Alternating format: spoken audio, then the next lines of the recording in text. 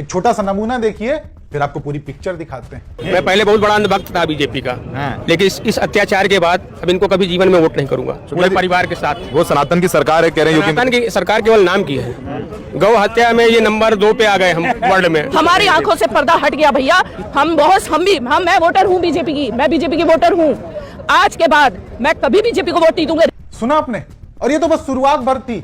जैसे जैसे लोगों को बीजेपी सरकार के कामों की और उसके दिखावे वाले हिंदुत्व की सच्चाई पता चल रही है, लोग खुलकर सामने आने लगे। और क्या सामने ही नहीं, बल्कि खुलकर बोल रहे हैं, चेता रहे हैं कि हम तो जाग गए, अब तुम्हारी बारी है। जिनको हमने वोट दिया, हम लेके आए, इतनी खुशी खुशी हम उनको लेके आए थे। हमें नहीं पता था कि वो हमारी ही पीठ में छुरा भोंकेंगे। हम प्रधानमंत्री से हाथ जोड़ निवेदन करते हैं कि दालमंडी भी वाराणसी में ही आता है। हम भी उन्हीं को वोट दिए थे, सांसद जी को, यानी हमारे प्रधानमंत्री को।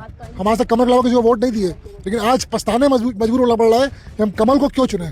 आज पछता रहे हैं कि हम वही हैं जो कमल को वोट देते थे। बड़े खुश होते थे कि वाह हमारी सरकार बन गई, लेकिन ये मेरी सरकार नहीं है। ना कोई जनप्रतिनिधि छोड़िए, एक सभासद तक पूछने नहीं आया, वोट लेने के लिए जाते हैं। सर कैसे हैं, हेलो।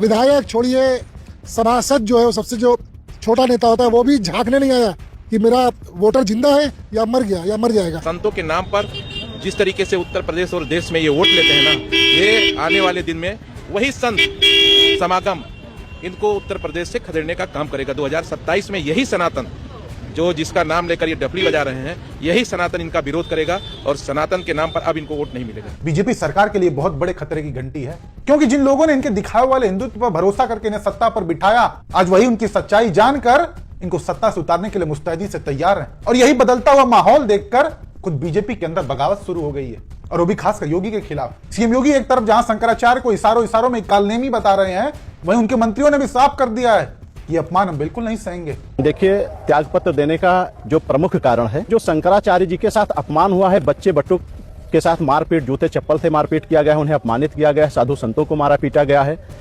मेला प्रशासन द्वारा। इससे भी मैं बहुत काफी आहत हूं। सरकार की कोई प्रतिक्रिया इन दोनों मामलों पर नहीं आया है, जिससे मुझे लगता है कि कहीं ना कहीं इसके पीछे सरकार का ही हाथ है।